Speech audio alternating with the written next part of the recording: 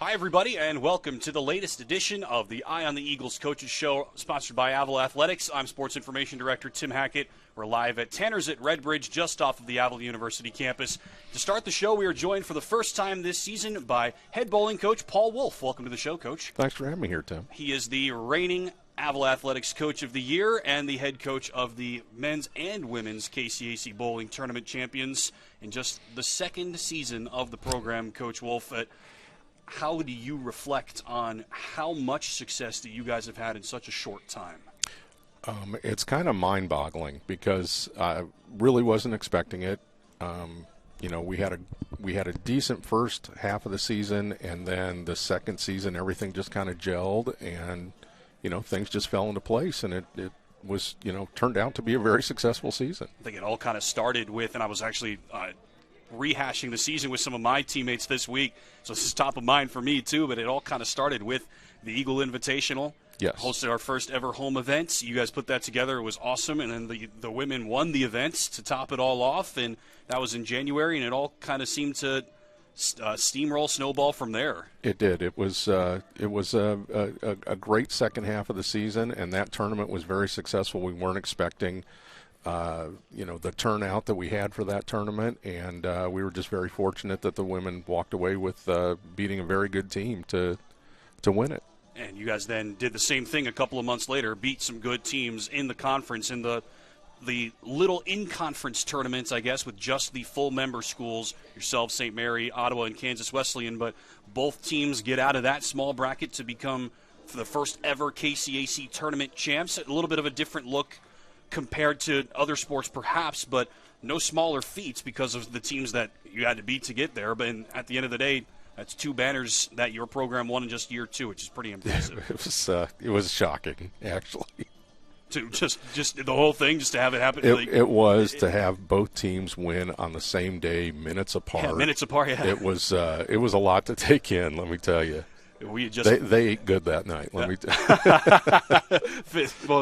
physically and emotionally, I'm sure. Right. But all of that culminates in those two banners, like we said, and you get the opportunity to kind of close that chapter of the program, I guess. This week we will have our first home volleyball match, which we'll talk about later on the show, and it's kind of a fitting, I guess, honor for you guys with how close you are to the volleyball team, both personally and how close the teams are. And that is the game that you guys have chosen to have the ring ceremony, so that our opportunity to formally honor you and all of the members of the bowling team from last year to kind of commemorate everything that you guys have done. Yeah, I kind of thought it was important that, my two teams support volleyball. Volleyball came out and supported us last year in January in Belton. So, and Mo and I are very close. So I just thought it was important that we bring 30 people to their first actual home game. So I thought that was kind of important. And let's talk a little bit more about the team from last year, because there was a lot of individual success as well. There were 5 total all-conference bowlers between the two teams, and you're going to have a lot of them back as you build an even bigger team going into year 3. Something that you and I have talked about kind of behind the scenes is how big, just in terms of numbers, your two squads will be, again, just year 3, and you've got not just a full team, but a full couple of teams worth of players. Yeah, it's almost the men's team has almost tripled since our first year. The women's team has doubled, and I'm looking to, add more for next year. But we've got a bunch of really good people coming in. We lost a couple from last year. The KCAC newcomer of the year, unfortunately, is out for the season, hurt, in Nick Hayes. And we graduated 2 of the girls, but we've got 5 new freshmen coming in on the girls' side. We've got 5 freshmen and a transfer coming in on the guys' side, and we've got some good returners. So, I think we'll be competitive on both teams. Yeah, how excited are you? What is your season outlook for both teams? You got 2 teams, I guess, to answer that same question for. So, but and I realize it's things are always different. Things change week to week sometimes. But with just that size, how are you feeling about this year's teams? I'm feeling pretty good. I think both men's and women's varsity are going to be competitive every weekend. So, I think we're going to be, even though we won the KCAC last year, I think we're going to be even better on both teams. I've got some good freshmen on the men's team in Josh Oldham and Colton Klein, and some guys that were on JV last year that are going to move up a little bit. So I think, along with Brody Standback and our juniors in Evan Siraj and Aiden Tesdall and Caleb Wangler, we're going to have a very solid team. On the women's side, with Devin Coleman, who's a first teamer, that's our leader, and they're going to feed off of her. Claire Bush was second team, and then we've got returner and Kirsten Zerjax, and we've got a couple of the freshmen that are looking pretty good. So I think we're going to be highly competitive on both teams. We did the preseason photo day with your team last week, and it was just, I absolutely loved getting the opportunity to meet all of them, yes, but just spend some time kind of picking up off of their energy, especially the guys.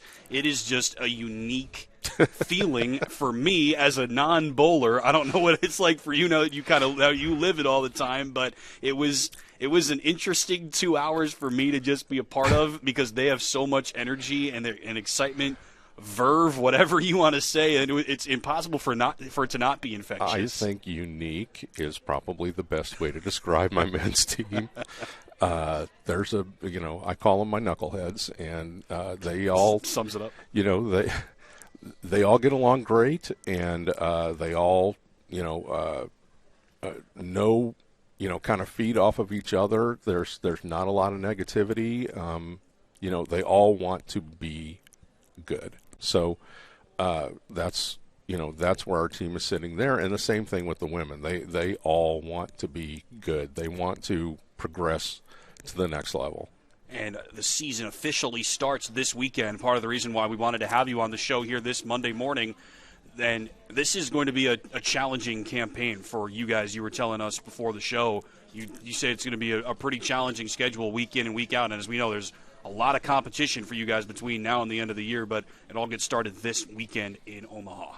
Yeah, we head up to Omaha on Friday. I don't know exactly how big the field is going to be, but I'm looking at it kind of as an exhibition type tournament, and if we do well, that's great. I just want everyone to get some playing time, because we've got a lot of people that have never, bowled at this level. They've all bowled, in high school, but they've never bowled at this level. So we're taking everybody. Normally, I don't take everybody, but JV's all going to get a chance to play this week, and as the season progresses and we're going to bigger tournaments. We're going to limit it to 7 or 8 on each team. Okay. So, there's going to be some weeks where not everybody's going to travel, and we're going to have to make some hard decisions. But, we're in it to get to postseason. And to get to postseason, you've got to bowl the bigger tournaments. And to bowl the bigger tournaments, you can only bring 8. So that's the goal this year, is to get to postseason, not only in the NAIA, but with the USBC. So we have 2 preseason or postseasons, and it's just going to be a lot of jockeying and figuring out the pieces that are going to belong on those teams. Ready to get this season started? I am more than ready. And that season does get started this weekend. The Midland Warrior Open in Omaha, Nebraska, this Saturday and Sunday. You can catch Coach Wolf and both the men's and women's bowling teams in action this weekend. We'll have all the information on how to watch and follow along on our website, avilaathletics.com. And as the team always does, they do an amazing job of putting together live streams, which you can catch on their Facebook page, and we'll share that on ours as well. avilaathletics.com, your home for all details and info about the bowling team and their seasons, which gets started up this weekend. Coach Wolf, thanks for joining the show. You bet, Tim. Thank you. The reigning Avila Athletics Coach of the Year, Paul Wolf, joins the show. We'll be back with our next coach. You're watching Eye on the Eagles.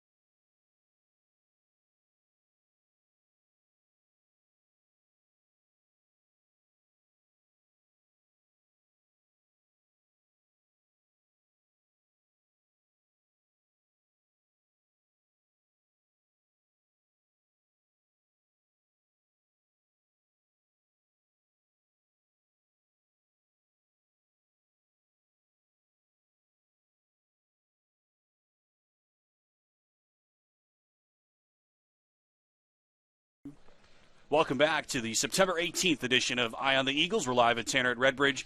Tim Hackett now joined by head football coach Derrick Alexander. Welcome to the show, DA. Thank you. Thank you for being here. We appreciate it.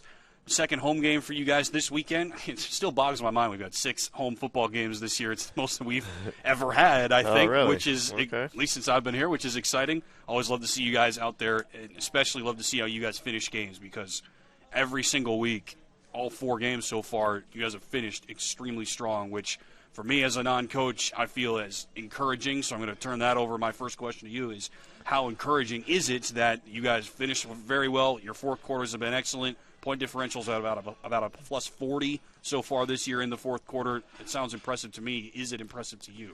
Yeah, that's helpful that we continue to play. Those guys are not quitting on us, so that's a good thing to see within our team.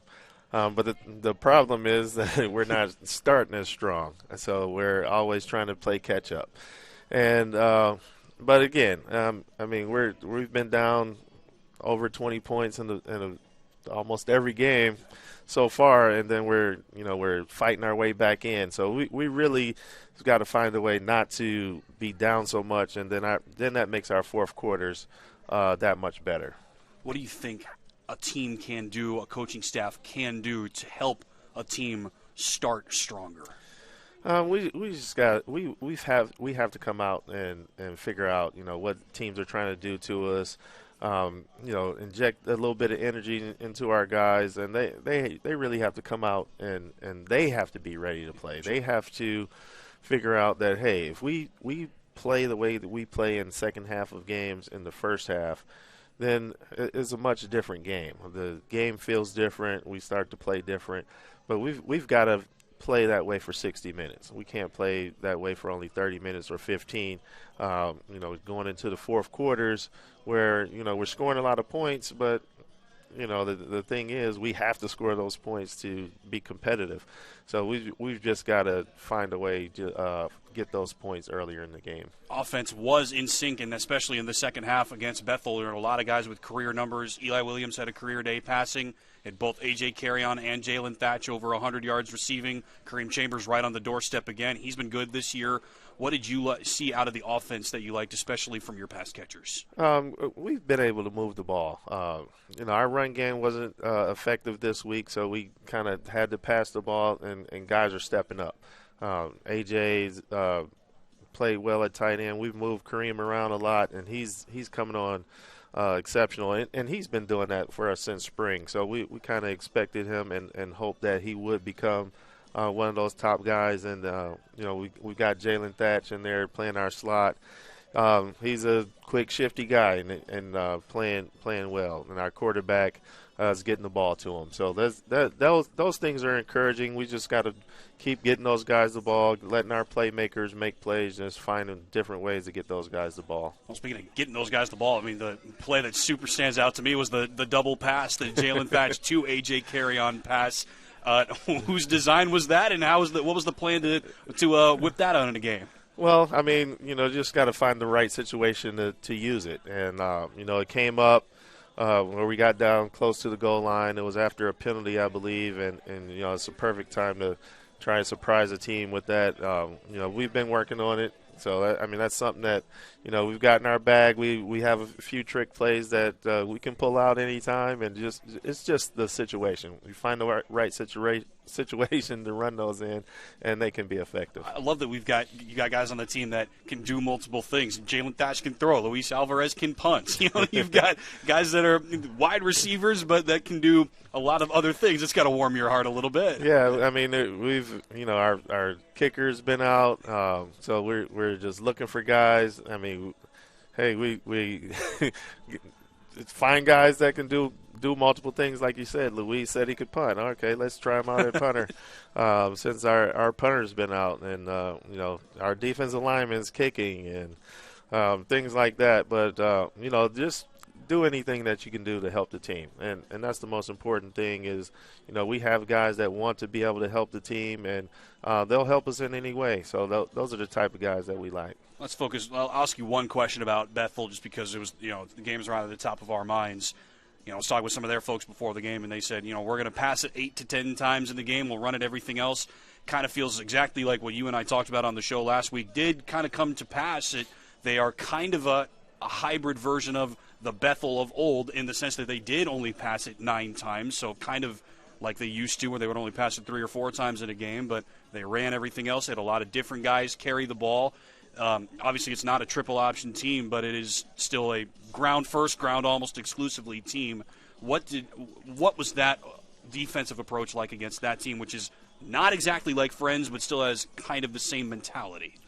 Yeah, I mean, with those guys not really being in the triple option now, it's just we have to play our assignments. We have to be sound, and we have to be great tacklers, which we missed a few tackles. I mean, we're out of position on a few plays there, but again, in the second half, we shut those guys down. They didn't score any points on us in the second half, other than the wild interception that's laying on our guys' back, and they get points there. But other than that, I mean, I think our defense, we figured out kind of what they were doing at halftime, came up with a plan, and it was effective. So, we've got to kind of start figuring those things out earlier in the game on ways to stop those guys. I mean, they have 35 points on us in the first half and 0 in the second half. So, there's a big difference in the play there. So we've got to just figure out how to start faster again. Speaking of defensive scores, yeah, their interception was kind of crazy, but you guys had a defensive score that was pretty crazy as well. Scramble drill, loose ball popped up. Dennis Johnson picks it up, takes it 25-ish yards to the house. Crazy play. He had an amazing game. He's played extremely well the last couple of weeks and gets rewarded with 6 points for himself. Yeah, definitely. He was our player of the week, internally. For our team, he had a great game, made a bunch of tackles again, and scored the touchdown for us that helped us remain in the game. So we've got a bunch of guys over there that are playing well for us. We just we have to continue to help those guys out and make plays. I was planning on coming into the show this week saying something like, based on the results from the first couple of games, saying something like, we got a tough result. Couple losses in a row, but a potential, softer landing spot with a team that's struggling coming up this weekend, maybe an opportunity to rebound. It's still our show, so I guess I will say something like that, but I'm not feeling as confident about those words exactly. Seeing what McPherson did this past weekend, I was just stunned to see the final scoreline. They put up 60-plus on Ottawa, the team that just beat Bethel last week, and I don't know what to make of the conference is kind of what it boils down to. It's been weird. There are some surprising scores when you look around the league, and I'm sure guys are saying that about us as well. Sure. But to beat Ottawa that way, just looking at the score, I haven't actually watched the game yet, but just looking at the score, it feels like something happened in the game to where it's got turned around somehow because. We watch Ottawa every week because we always play the team that they play the next week. So that's how the schedule has been working out. So we always end up getting a chance to kind of watch Ottawa at the same time as we're watching the team that we're getting ready to face. I actually haven't seen the film yet for this game or for last week's game, but I don't know what happened. Ottawa's been playing pretty good in every game, and they go out and you look at the score and you don't know what happened. I guess that means you won't have to do much scouting when you get ready to play Ottawa in about a month or so. But, last year McPherson was heavily reliant on their running back, Jonathan White, one of the best tailbacks in the nation. He's not there anymore, so, I just looked at the box score, and Tristan Sabo, their quarterback, scored 5 touchdowns for him. So that's not something that happened last year for that team, to be how they were constructed. And the team's going to go to McPherson for the second straight year. They barely had ever been to McPherson before last year, and now you're going to go there 2 straight years. It feels like kind of an important game for both teams to kind of figure out who you are here in 2023. Yeah, it's going to be important for us, to go out and be competitive. We've lost 3 games in a row. Anytime you're losing, you get that feeling of, hey, now things are starting to get tight. And I think a win will be good for our confidence. It'll be good for our team to just get out of this lull of losing. Everybody hates losing. Winning cures a lot of things. Sure. But we got to find out what kind of team we're going to be. We need to go out and be competitive and hopefully pull out a win. The team will have the opportunity to do that this Saturday on the road in McPherson, Kansas against the Bulldogs. 1 p.m. kick. As always, you can watch that game live wherever you are on the KCAC network. Coach DA, thanks for being with us. All right, thanks. We'll be right back with our next coach. You're watching Eye on the Eagles.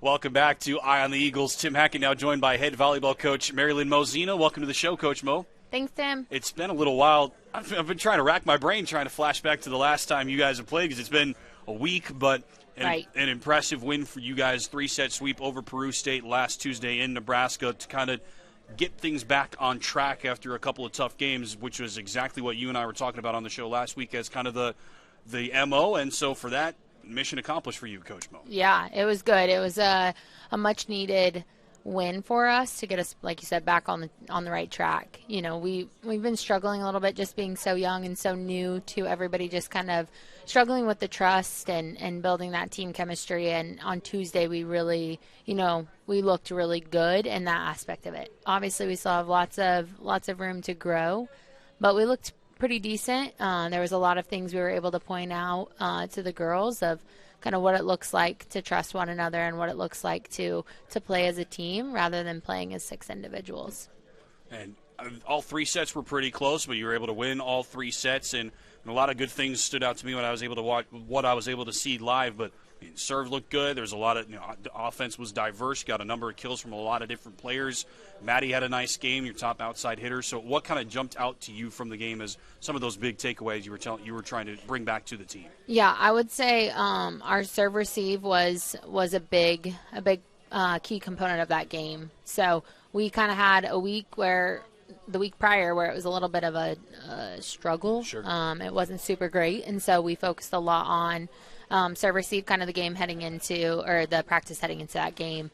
And so we executed really well, but I would also say, something that I'm proud of this squad for, we have stepped up as a serving team. You can look at the stats and you'll probably see that we do have a lot of errors too, but something we talk a lot about is high risk, high reward. And so we have a ton of tough servers that aren't just like cake popping the ball over, right? We're either trying to figure out how can we get them out of system and jam them up to create some sort of chaos, or, let's go for it. Let's go for an ace here and get us a point. And so that's something I think that we've taken a huge step in. Obviously, we still have lots of room to grow. Not everybody is at that level, but we have 2 or 3 servers that, we can count on to get jammies happening, creating them to be out of system, as well as, hey, let's go be fearless and let's go work for an ace here. And so that's really exciting to see. And then, our offense was definitely a huge catapult for that game. So we'd been struggling offensively the last few weeks, and so it was nice to kind of get one under our belt. And so, we kind of switched up some things, maybe fixed some tempo side of things, some sets and some locations, but still area that we're still working on for sure. Flashing back to the serving for a little bit. I've heard this from coaches quite a bit over the my years covering volleyball, but I'm curious what your take on this is. What about is statistically a good ratio of aces to errors? Because what I've heard from coaches is you'll take service errors if you're getting those service aces with them. So what about is the ratio that you're looking for, or a team should be looking for? Yeah, I always tell our girls we're looking for a 2-to-1 ratio, so 2 aces to every error. Okay. And so that's kind of where the high risk, high reward comes into.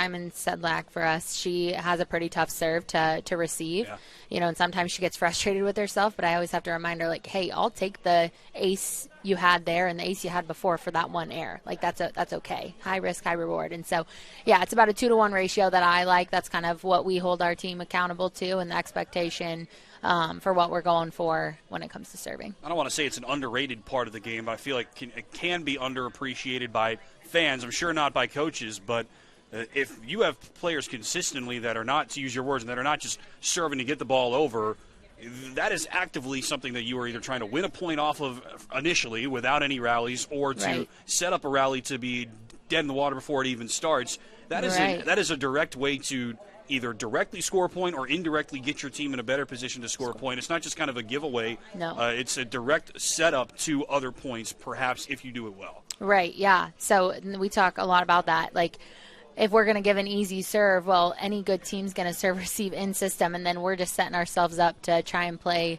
defense against stellar offenses, right?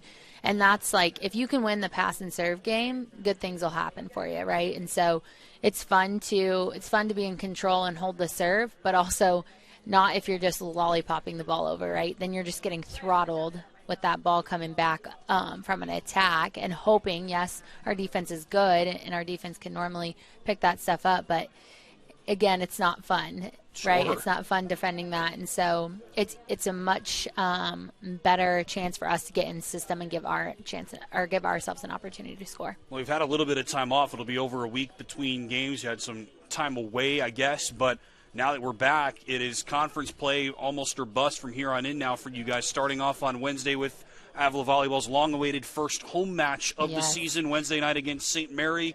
Kind of an appropriate team to start things out against, seeing how the game against them went in Mabee Fieldhouse last season, and they make the short trip down for the first conference game of the year for both teams. Before we get into kind of the nitty-gritty of it, how are you feeling now that we get into conference play? Yeah, I'm excited. I think that win against Peru State was what we needed heading into conference play, and so I feel good. There's still things we need to work on, but we've had some really good practices the last few. We had a really good practice Wednesday, Thursday, and then we have a practice today, and so we're excited to just keep getting back in the gym. So I feel good about kind of where we're at. By no means have we arrived, but St. Mary's, they always put together a good product.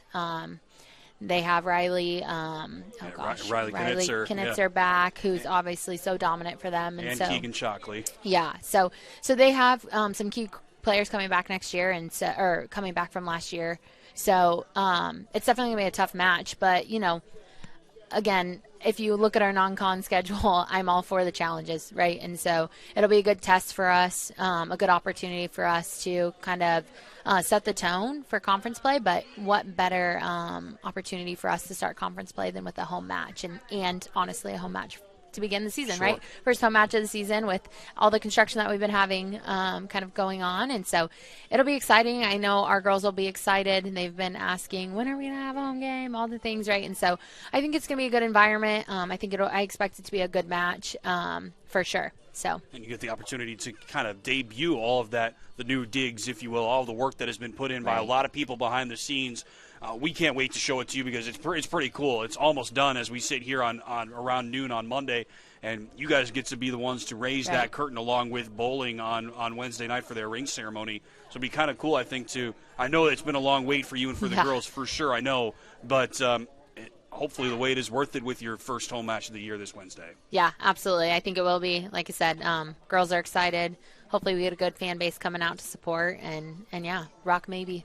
And then second conference game of the week of the season on Friday night against Sterling. Yep. A different-looking team. We haven't seen them at home in a little while, but a different-looking team from what they used to have. They've graduated a lot of their top players, if you will, but they bring back a strong core of players that have playing experience. Maybe they aren't superstars like they've had in the past, but this is a team that is now used to playing with each other at this point. They've got a setter returning, libero returning, strong, a number of players across the net that are returning.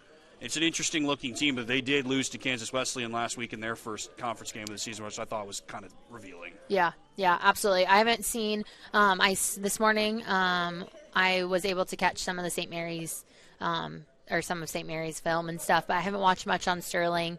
I know they've played College of Ozarks, who we've played. I don't remember what the outcome was, but we've played some similar opponents, and I think, it's kind of been back and forth. They've won some, we've won some, they've lost some, we've lost some. So I think Friday will be, again, every day we show up, it's going to be a battle in conference play. There's not a single team that we're not at the level yet where we're going to walk into a conference match and roll teams. It's just not going to happen for us. And so, honestly, it's going to be a dogfight day in and day out for us, and I think our girls are ready for that. Our big motto for the year has been savor the moment, and we talk about the opportunity to kind of savor the moment in those big opportunities or those big matches, and really for us every match is a big match. Well, if your sport goes the way that the other three main fall sports have gone, football, men's and women's soccer, that means that the conference is wide open, I feel, from just looking at stats, because I get to see some of them, but some of the best teams, Ottawa, Oklahoma Wesleyan, Kansas Wesleyan, they've looked good. Their players have looked good. But other than that, I feel like it's wide open in the conference this year, which is pretty exciting. Yeah, absolutely. And, that's our goal, right? all of these recruits, the class 22 and the class 23 recruit was, hey, we're wanting to finish in the top 5 of the conference here over the next year or two. And so you're exactly right. We have the opportunity to do it right away this year, but it's going to take work, and it's going to take hard work. And so I think our girls are excited for that. They're up for the challenge, and they're ready to go and kind of just get to work. And Avila Volleyball will get to work as they open up conference play at Sterling on Friday. But first, home volleyball for the first time in 2023. Avila against St. Mary, crosstown showdown, Wednesday night in Mabee Fieldhouse. First serve at 7 p.m. Come out and catch it at Mabee or watch it live on the Avila Sports Network. Coach Mo, thanks for being here. Thanks, Tim. You're watching Eye on the Eagles. We'll be right back with our next coach.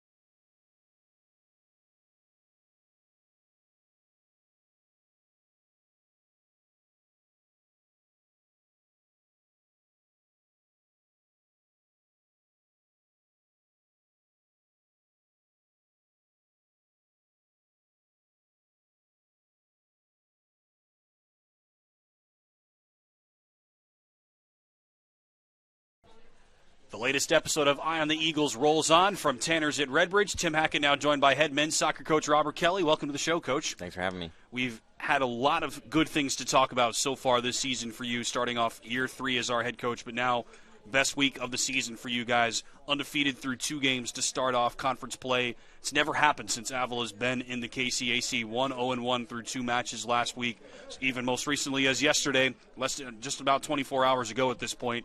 How are you feeling 2 games into conference play?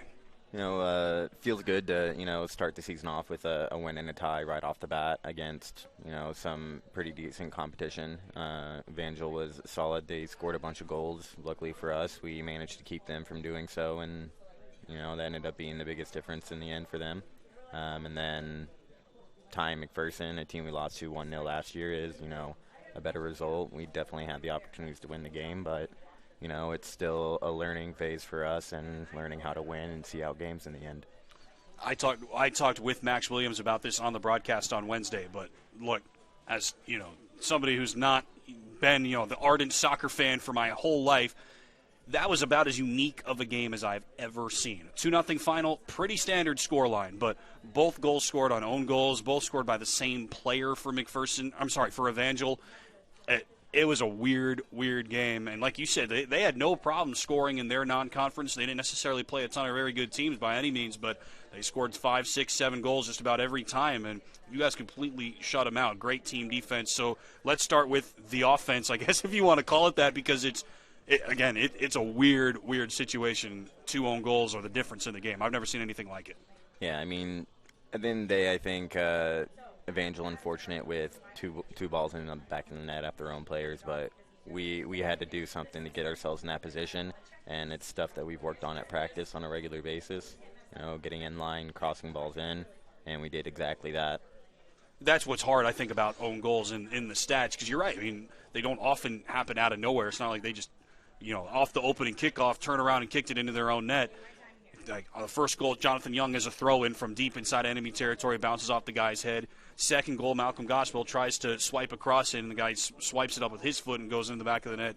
Horrible luck for him, it has to be said. They're center back, but yeah, I mean, you guys send the ball in twice. And I was talking with JY after the game. I was like, I can't give you an assist on that. Unfortunately, it's just not physically how it works. It feels like maybe it should be, because literally he plays the ball in, goes off the guy's head and into the net. I mean, but you're right. Like, it has to be 2 things that directly happen to even lead those before those chances even happen that end up scoring in unique ways. But your team has to do the work to even make that happen. Yep. And then defensively, I mean, I'm just curious who you thought was, or how collectively the shutout was earned, because I mean, John Fager had 7 saves. Thought the defense in front of him played extremely well with Jesse Simpson and Damon Young and company. It was, I thought, a really, really good team defensive performance for you guys to earn the clean sheet. Yeah, I agree. I think team defensive performance is a good way to put it. I think our back line and midfielders and forwards all limited the amount of shots that John saw and the quality of the shots. Sure.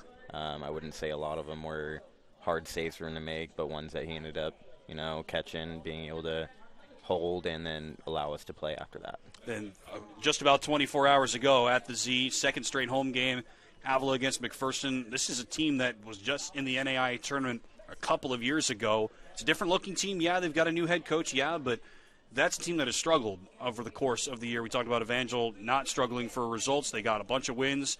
McPherson hadn't won a game before them. They lose a heartbreaker on Wednesday against Tabor, weird game. And then they turn around and play another weird game against you guys yesterday on Sunday. But, again, a lot of really good things from your side to go up 3-1, turn around a 1-0 deficit, score 3 goals in less than 10 minutes to take a lead late into the second half. Let's start there, because the offense kind of sprung almost out of nowhere and looked really, really good, about as good as it's ever looked, if you ask me, in that span of 10 minutes. Yeah, it was good. Again, it's all things that we've worked on the coming week of practice heading into the games. We got 3 crosses in from the wide areas, found our guys in the middle of the box, and made it easy for each other to score goals. And that's kind of something that I've heard from guys before, not just this year, but in the past, is that, striker can only do so much. Obviously, if you've got, an elite level forward, then maybe they can manufacture some chances themselves, but that's no insult to your players. It's just saying that it takes a really unique level player to be able to manufacture something out of nothing by themselves typically speaking, you're going to need some team play to make that happen, and that's exactly how all 3 goals were scored. They're all primary assists. They're all balls that were moved into the box. Great finishes by Sam and Vinny to make those goals happen. I thought team offense really impressive to make those goals happen. Yeah, for sure. And then I guess the flip side of it, just a weird finish to the game. McPherson's able to rally and score 2 goals to tie it in the final 10 for them. But at the end of the day, and I was talking with some of the guys about this after the game too, it's still a draw. And I know it may not necessarily feel like it necessarily because of how it finished, but still start the conference season 1-0-1. Yep. It's nice to, head into the next conference game with positives. But it also showed a lot of things that we need to work on, especially seeing out games. So this coming up 2 more conference games this week as the conference games continue to roll in hot and heavy as we move along here. St. Mary's first on the docket Wednesday night in Leavenworth. That you talk about the McPherson game. That was the game that I was thinking of watching. That game yesterday against McPherson was the game against St. Mary last year because Sam scored a couple of goals in a few minutes to make that a game, and then St. Mary pulled away late to make it look a little bit lopsided, but it wasn't. That was a great offensive team last year. Feels like a little bit of a different story so far this year, but again, if last year's anything to go by, figures to be one of the better teams in the conference this year. It's going to be your first real true test, I feel, coming up this year. Yep, definitely. It's going to be a battle. I mean, looking at their first 2 conference games, not the best results for St. Mary's, but again, they're a team that finished top 3, top 4 in the conference this last year.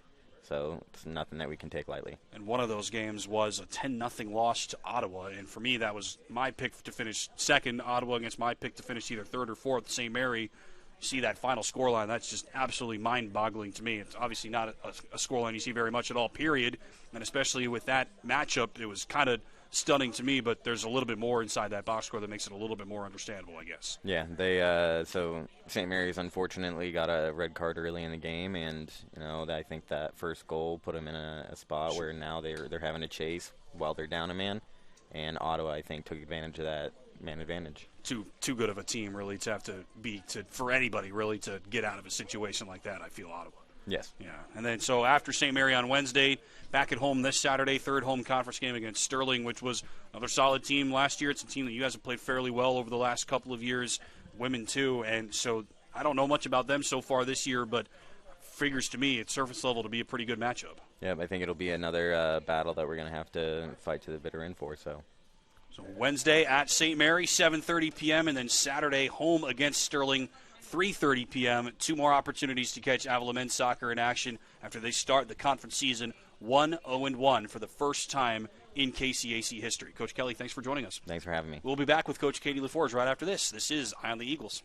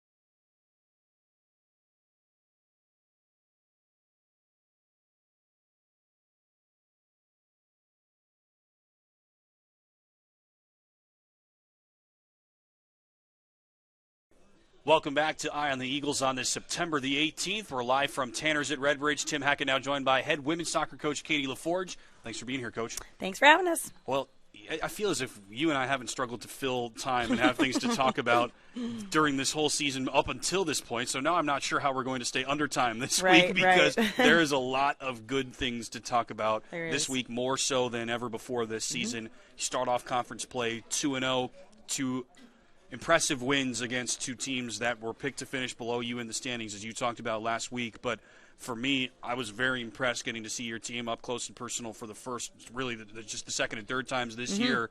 And I was very, very impressed by what I saw from you guys this week. I can only imagine how you're feeling about it.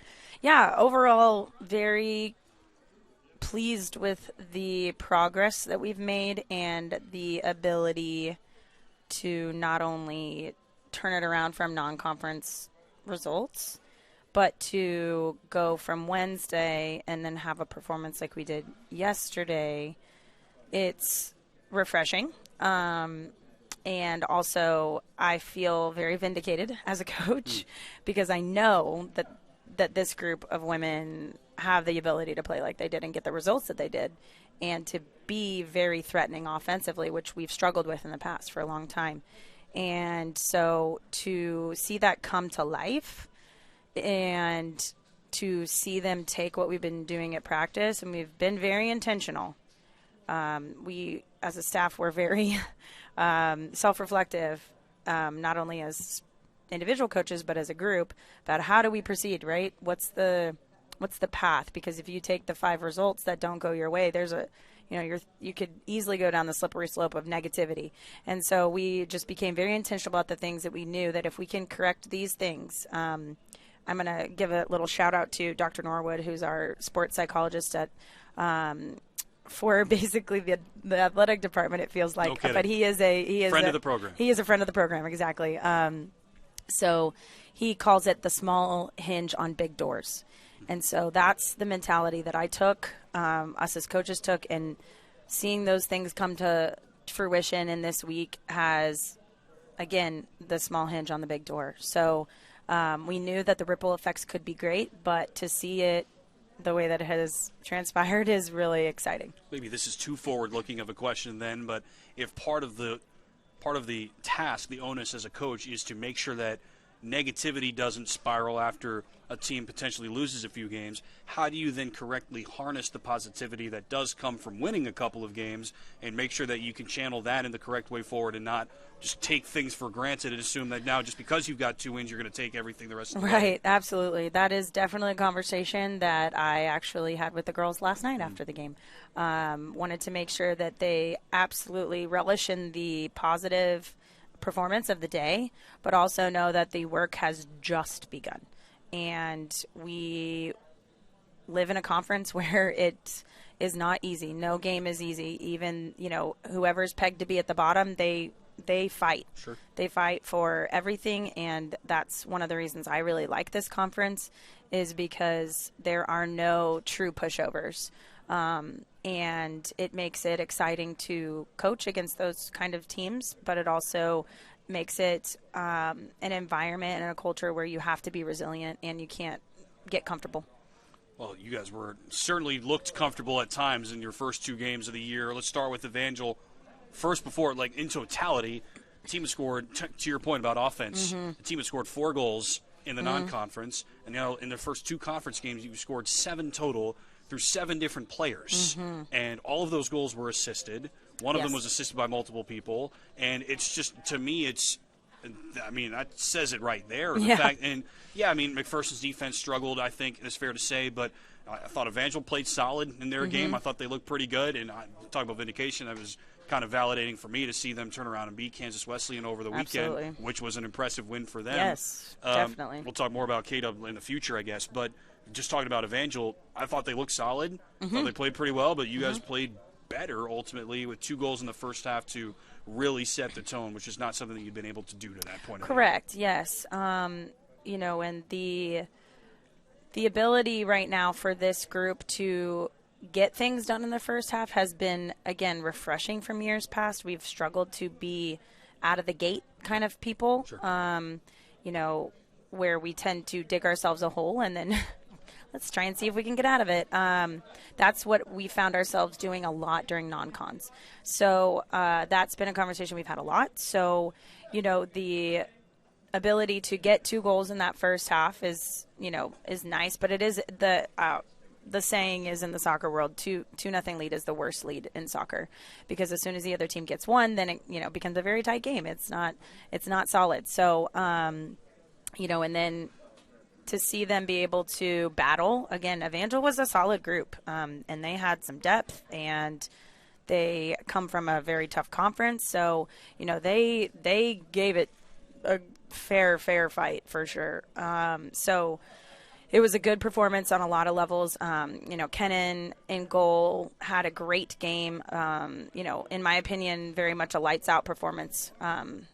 And to be able to give her the win as well.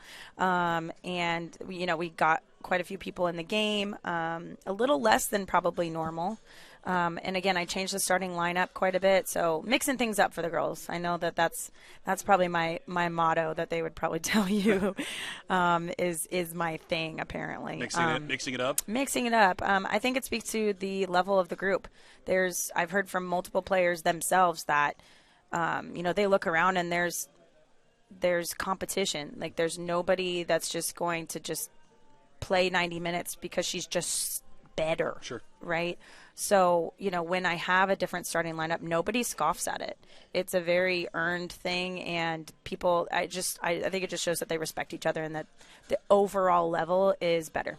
That's something that you told me on the field before the game against Evangel, that you were preparing to do a couple of different things, try a couple of different pieces, new players in the starting lineup. So we saw a lot of first years make either their first or maybe their second starts in college against Evangel, and then you whip out the exact same starting 11 with a goalkeeper change. So against McPherson, kind of the if it's not broke, don't fix it type of thing. And a little bit. It seemed to work well both times. It did, and we have, again, the depth is huge. It makes it difficult to put that starting lineup out there, but we saw some really good things from that starting lineup at Evangel, and we wanted to continue to reward that behavior, essentially, and give that group again another chance to come out strong. But again, you mentioned the goalkeeping situation. I'll say it and I'll keep saying it because I know it's not going to change. They're both very capable, very Olivia and Kenan bring it every day, every single day. So, and I constantly tell our players, if you can beat our goalkeepers, you're gonna find yourself having a lot of success against our opponents. They're two of the best as far as mentality and work rate and being competitive, but also still very much supporting each other. So, it was a tough conversation to have with our goalkeepers. Kaylin and I had multiple conversations with them during the week and just saying, it is difficult to take away a starting moment for Kenan after her performance at Evangel.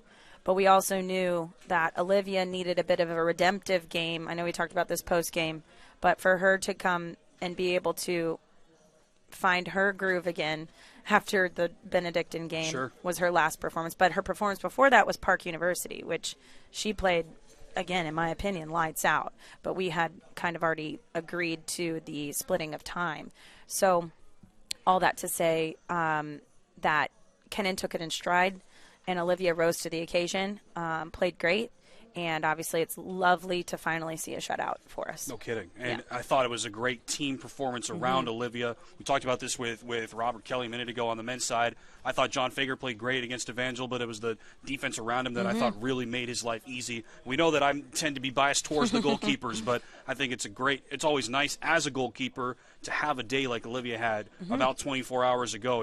I had her for 3 saves, but I felt like the defense really made her day extremely easy, except for maybe one moment. Everything else it made for an easy afternoon for her. How do you feel about the defense around her? It did. I think that we have some pieces to the puzzle that we're still trying to make sure work. Again, I like to coach in this conference because I don't know always what I'm going to get. I have to do my due diligence on my end to really research and scout these teams. And the pieces that we put out there, there's never a time where I question whether my team is going to put in the effort. That's a pretty non-negotiable. I think that we've all agreed on as players and coaches that that's a mandatory thing that needs to happen for you even to step on the field too. But the opponent's going to show you different things and pose different problems for you. And in Evangel, we played against a 2-forward system. So for those soccer nerds out there, that occupies your center backs a lot. And so when those two are occupied a lot, defensive breakdowns can happen just because those forwards, if they do the right things, they can pull those central players out. And then it asks a lot of your outside backs.